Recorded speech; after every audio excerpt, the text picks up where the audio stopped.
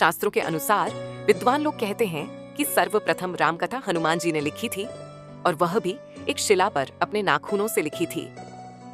ये रामकथा वाल्मीकि जी की रामायण से भी पहले लिखी गई थी और यह हनुमद रामायण के नाम से प्रसिद्ध है।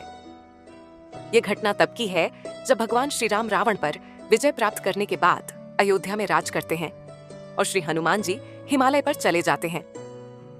वहां वे अपनी शिव तपस्या के दौरान एक शिला पर प्रतिदिन अपने नाखून से रामायण की कथा लिखते थे।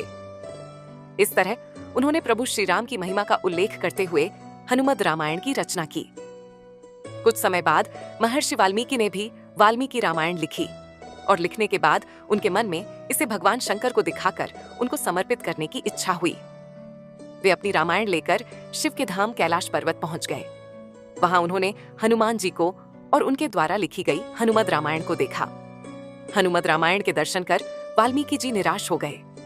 वाल्मीकि जी को निराश देखकर हनुमान जी ने उनसे उनकी निराशा का कारण पूछा तो महर्षि बोले कि उन्होंने बड़े ही कठिन परिश्रम के बाद रामायण लिखी थी, लेकिन आपकी रामायण देखकर लगता है कि अब मेरी रामायण उपेक्षित हो जाएगी, क्योंकि आपने जो लिखा है उसके समक्ष मेरी रामायण तो कुछ भी नहीं है।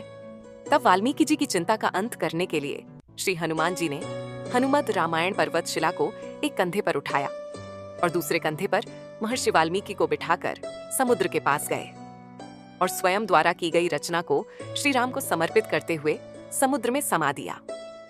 तभी से हनुमान द्वारा रची गई हनुमद रामायण उपलब्ध नहीं है, वह आज भी समुद्र में पड़ी है।